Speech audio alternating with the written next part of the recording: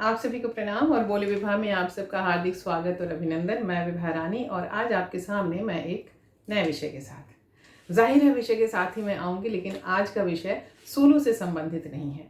आप जानते हैं कि बोले विभा में मैं सोलो नाटक के बारे में तो बात करती ही हूँ, साथ साथ मैं समाज की और प्रमुख घटनाओं के बारे में बात करती हूँ, रीति रिवाज के बारे में बात करती हूँ, पर्व त्यौहार के बारे में बात करती हूँ, किस्से कहानियों के बारे में बात करती हूँ, अलग अलग तिथियों में क्या हुआ उनके बारे में बात करती हूँ। मतलब मेरी कोशिश रहती है कि समाज की, हमारे जीवन की हर एक महत्वपूर्ण बात जिससे हमारा और आपका जीवन प्रभावित होता है उसके बारे में मैं बात करूं।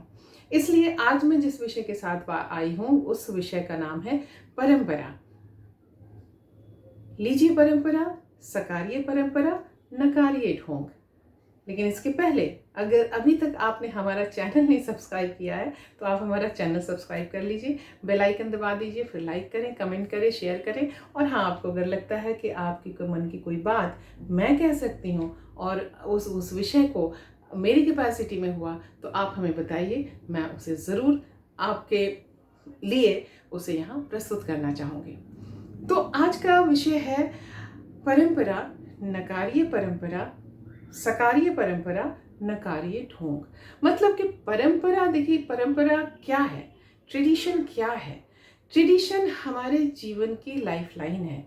हमारी संस्कृति, हमारे रीति रिवाज, हमारी परंपराएं, इन सब से ही हमारा निर्माण हुआ है, इन सब से ही हम बने हैं। ये सब हमारी, जब से हमारी जिंदगी शुरू हुई है, हमारी का मतलब मेरी नहीं, हमारे पुरखों से जब से हमारी ज़िंदगी शुरू हुई है तब से ये परंपराएं अपने नए नए रूप में स्वरूप बदलते हुए आती रही हैं। लेकिन फिर भी मुख्य रूप से उसका उत्स जो है वो कल्याणकारी रहता है, मंगलकारी रहता है। और उस परंपराओं के माध्यम से हम दो तीन चीज़ें करते हैं। सबसे पहले तो उन परंपराओं के माध्यम से अपने आप को पहचानने की कोशिश करते हैं। दूसरे, अपने समाज और अपने आसपास को देखने और समझने की कोशिश करते हैं। और तीसरे, उन परंपराओं को हम एक आगे तक ले जाने की कोशिश करते हैं ताकि हमारे बाद भी ये परंपराएं चलती रहें। लेकिन होता क्या है कि समय के अनुसार आज हमने कुछ शुरू किया, कल को वो इररिलेवेंट हो गया,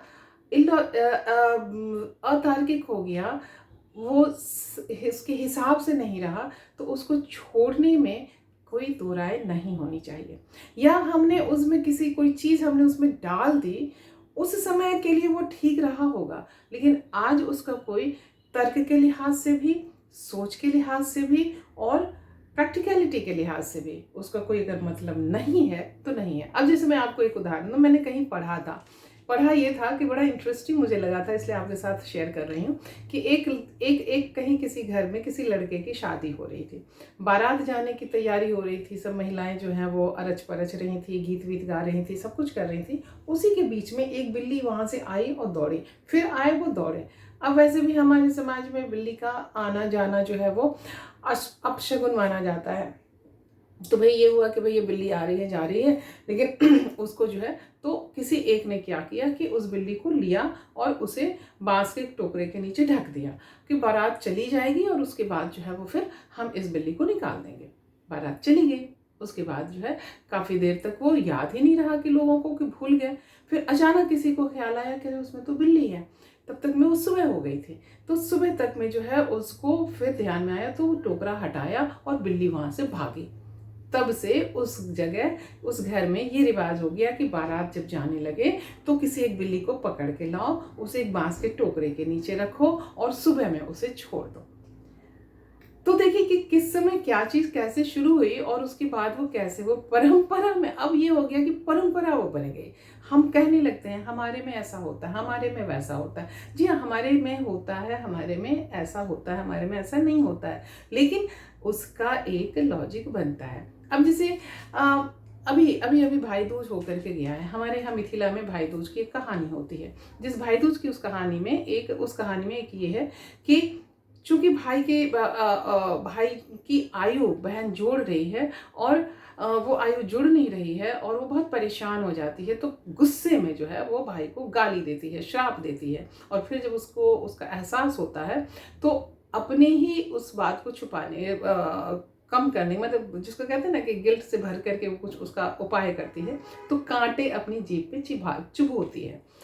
अब ये है कि अगर मैं उसे तार्किक तरीके से देखूं तो चाहे कितना भी हो, बहनें कभी भी अपने भाई को गाली नहीं देंगी या उसे श्रापेंगी नहीं कि तू मर जा, तेरा ये हो जा, तेरा वो हो जा, तू ऐसे हो जा, तू ऐसे हो जा।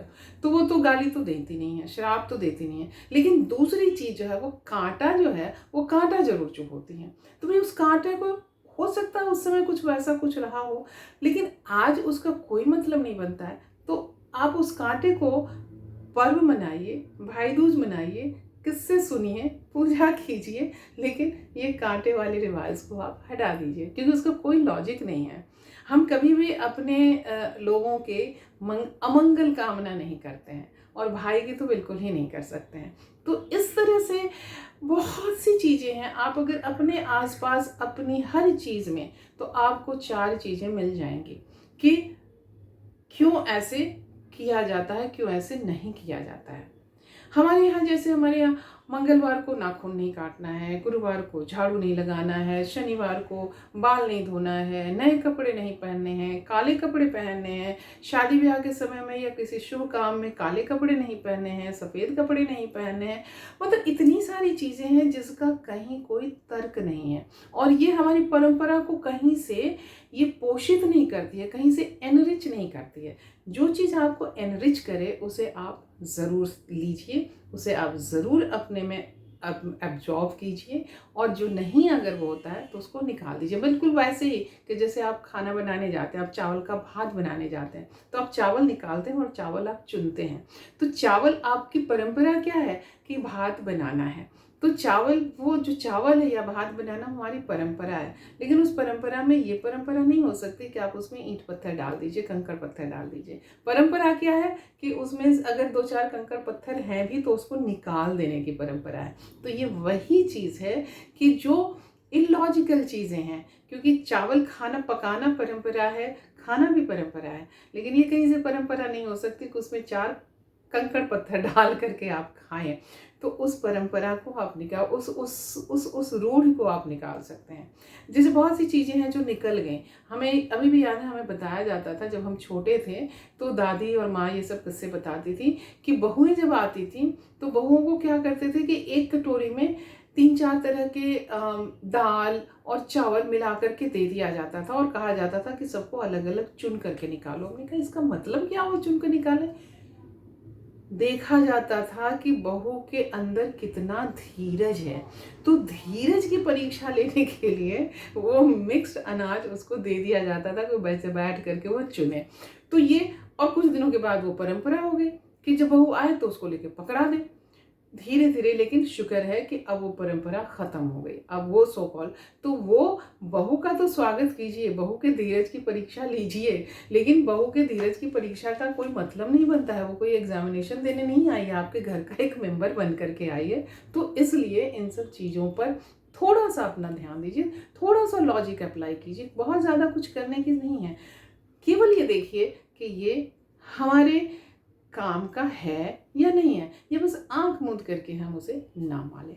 इसलिए परंपरा को तो मानिए, लेकिन उसमें आए हुए ढोंग को नकारिए। उस ढोंग को नकारने से यकीन मानिए आप सबका जीवन, हम सबका जीवन, चाहे वो लड़का हो, लड़की हो, स्त्री हो, पुरुष हो, बच्चा हो, बूढ़ा हो, कोई भी हो, सबकी ज़िंदगी बहुत आसान और आफियत वाली होती है। तो आइए ना, आफियत वाली ज़िंदगी जिएं, अपनी परंपराओं के साथ रहें, अपने रीति रिवाज और संस्कृतियों के साथ रहें, उन्हें मानें, उन्हें समझें, लेकिन उसमें आई हुई वो चीज़ें जो इलॉजिकल हैं, जिनका कहीं कोई मतलब नहीं है, उसे निकाल करके अपने जीवन से बाहर करें और अपने जीवन को थोड़ा और कंफर्टेबल बनाएं।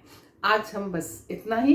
कल हम फिर आपके सामने किसी और एक नए विषय के साथ आएंगे, और तब तक के लिए आप सबको प्रणाम, नमस्कार, शुभ रात्रि, शब्बा खैर, दिन रात जो भी है, प्रणाम। और अपना ख्याल रखिएगा, क्योंकि आप हैं तो हम हैं। जी हाँ, बहुत बहुत नमस्कार और धन्यवाद।